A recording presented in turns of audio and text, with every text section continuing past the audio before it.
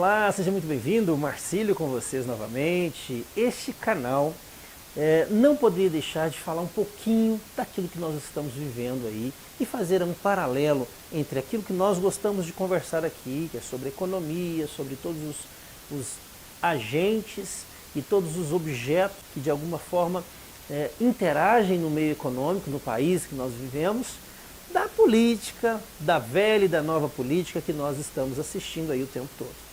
Você já sabe um pouquinho sobre isso? Ainda não? Então vem comigo! Então, fazer um paralelo entre a economia e a política sempre foi um desafio. Por mais entrelaçados, por mais intrínsecos que sejam esses assuntos, muitas vezes eles se misturam, muitas vezes a gente entende um pouco de um, mas não entende exatamente como funciona o outro, e isso realmente causa uma confusão muito grande nas nossas cabeças, não é verdade? Mas se tornou inevitável falar um pouquinho sobre isso. Primeiro porque os oportunistas estão aí, e aí vai o nosso alerta, fujam dos oportunistas. Nesse momento de crise, nesse momento de pandemia, nesse momento de dor, a gente sempre tem um oportunista. Se, por um lado, a gente pode aproveitar crises para criar oportunidades, isso é verdade, a administração moderna, a economia moderna tem trabalhado muito em cima disso, tem divulgado o quanto nós podemos ser inovadores nesses momentos. Por outro lado, a velha política, aquela política que está recheada de oportunistas, trazem consigo, nesses momentos, os velhos e maus políticos, não é verdade? Então você viu aí, em poucos meses, um avanço enorme dessa epidemia. No nosso país, no nosso caso, o que a gente viu de discursos aí, da direita, da esquerda, de diversos partidos, pessoas aproveitando desse momento, aproveitando da dor alheia para se promover, para crescer. Tivemos aí, por exemplo, o senhor Dória tentando aparecer, com discursos demagogos, no momento de dúvida e de dor, indo contra o governo federal, para provar que ele estava querendo proteger sua população. Mas poucos meses antes, sabendo já da crise que estava por vir, sabendo da epidemia que estava por chegar no Brasil, promoveu aí festas e mais festas, dentre elas o próprio carnaval, não protegendo a sua própria população. Existem, por exemplo, relatos dele dizendo em janeiro que esta epidemia vinha para arrebentar. Quer dizer, se ele já sabia, por que discursos diferentes ao longo do processo? Governo federal, Bolsonaro, uma pessoa que eu sempre disse, truculento, com muita dificuldade de comunicação, de articulação, nem parece que esse cidadão tem assessoria de imprensa, né? Tamanha dificuldade de se comunicar com o povo, por mais aclamado que ele tenha sido aí, né, no final dos anos 2018. Por ocasião da eleição, nós vimos ali uma lacuna preenchida por ele nas redes sociais, talvez tenha sido isso, especialistas que afirmam isso, né, tenha sido essa a estratégia que o colocou no poder. Mas independente de toda essa dificuldade que ele tem de se comunicar, eu ainda vejo um pouco mais de coerência, porque o discurso dele, desde a campanha até agora, permanece esse discurso aí, né, um discurso pautado pela formação militar, pautado pela truculência, pautado pela insensibilidade em alguns momentos. Agora, o que a gente precisa tomar cuidado é com essa velha política que molda o cidadão da forma que lhe apraz, da forma que pode fazer com que ele alcance o poder.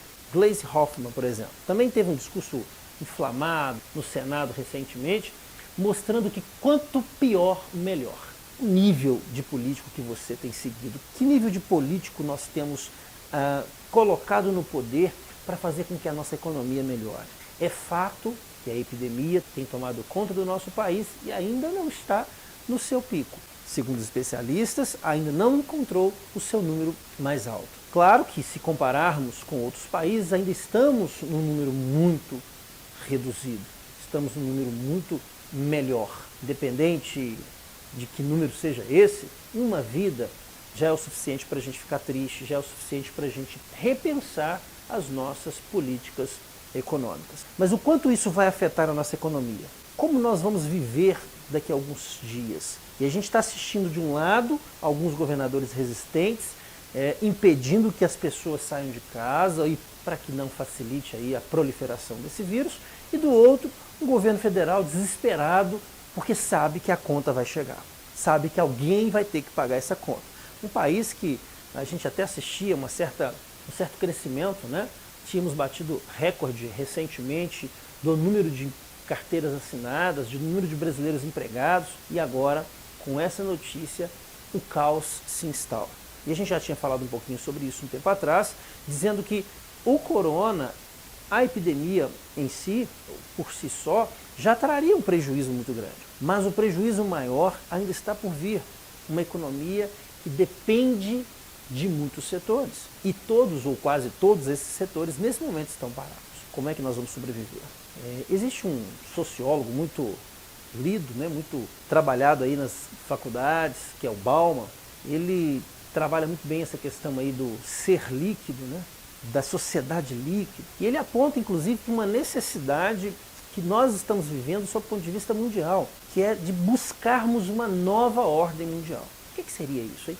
Como administrar uma necessidade que não é mais local, né, que é generalizada, dentro das necessidades locais, ou dentro das diversas sociedades e culturas que são diferentes entre si. Um outro autor que a gente tem lido um pouquinho sobre ele, já tem 3 livros, se não me falha a memória, tem escrito muitos artigos aí, é o historiador israelense, né, o Harari. Esse cidadão aí, poxa, tem trazido meditações, textos que realmente vale a pena ler. Recentemente ele publicou um artigo em que o UOL, se não me falha a memória, a Folha de São Paulo, replicou parte desse artigo, em que ele retratava um pouquinho dessa nossa necessidade de vivermos, de certa forma, sob um Big Brother, sob uma grande vigia do Estado, mas com inteligência. Uma vigia ou uma proteção, de certa forma, nos confere alguma liberdade. Como é que nós vamos nos comportar diante desses fatos, ou dentro desse cenário? Será que essa necessidade de uma nova ordem mundial vai se dar no meio econômico, no meio político, na mistura dos dois, ou num outro meio, por exemplo, como o religioso? O próprio Bauman sugere aí uma figura como a do Papa.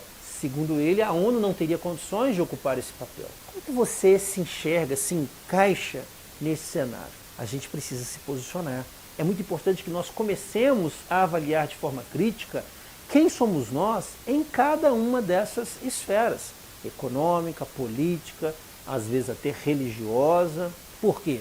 O mundo é influenciado por essas esferas, o mundo é influenciado por essas questões, e essas questões se entrelaçam constantemente, interagindo agentes de um lado, agentes de outro lado. Recentemente eu vi uma reportagem onde um jornalista divulgou um trabalho que foi publicado em 2012 na Alemanha. E nesse trabalho, alguém da área médica, da área da ciência biológica, mostrando que o coronavírus, por exemplo, já era estudado há muito tempo e havia a previsão de que nesse período, num período não muito distante, ele se alastraria pelo mundo. Você pode dizer, mas isso é uma teoria da conspiração, a gente já está vendo aí muitos vídeos a esse respeito, e é verdade. Mas eu quero que você se atente ao fato, não à teoria, ao fato. Aquilo que realmente aconteceu. Nunca antes na nossa história alguém tinha tirado um vírus em específico para tratá-lo como tal, né? Vamos aí pegar o caso do HN1, outros vírus que nós tivemos aí, devastadores, nunca foram tratados como esse está sendo tratado. Tamanha a capacidade que ele tem de se disseminar, de se proliferar, mas não só isso, a sua forma devastadora, principalmente naqueles menos preparados sob o ponto de vista biológico, sob o ponto de vista de saúde. Se isso está acontecendo é porque algo diferente, algo novo, muito profundo, de uma forma ou de outra, envolve a mim e a você. E a gente precisa ficar atento a isso. Como todas essas questões vão afetar a nossa vida econômica, como todas essas questões vão afetar a nossa vida financeira, as nossas planilhas, os nossos planos financeiros, a nossa família. Como você tem conversado com aqueles que de alguma forma dependem de você ou estão vinculados à renda que você possui. De qualquer forma, dentro dessa reflexão, vamos ficar atentos. Se por um lado os oportunistas estão aí para roubar de nós a nossa consciência, para roubar de cada um de nós o nosso senso de pertencimento para roubar de nós a nossa autonomia, os nossos direitos de uma maneira geral, e a gente não pode deixar que isso aconteça, não podemos permitir que isso aconteça. Por outro lado, a gente tem fatos, nós temos histórias reais, de pessoas reais, que muitos estão morrendo para que nós, de alguma forma, compreendamos que vivemos tempos difíceis, tempos diferentes, tempos de mudar nossa mentalidade, nossa forma de enxergar o mundo, de enxergar as relações, de enxergar a vida, de enxergar o meio material e entender que a riqueza muitas vezes se encontra em ambientes ainda não explorados por nós, em ambientes ainda desconhecidos e dessa forma à espera daqueles que querem usufruir dela. Se você é um destes, não deixe de continuar nos seguindo. Se você é um desses apaixonados pela riqueza de uma maneira geral, se você é um daqueles que pensa em obter uma vida mais sublime, com reflexões mais profundas sobre as questões econômicas e financeiras, não deixe de nos seguir. Aproveita para deixar seu like, se você não é inscrito, se inscreva para a gente continuar nessa jornada. Pode ser dura, pode parecer muito difícil, mas é promissora e vai nos dar bons frutos. Um forte abraço e até o próximo vídeo.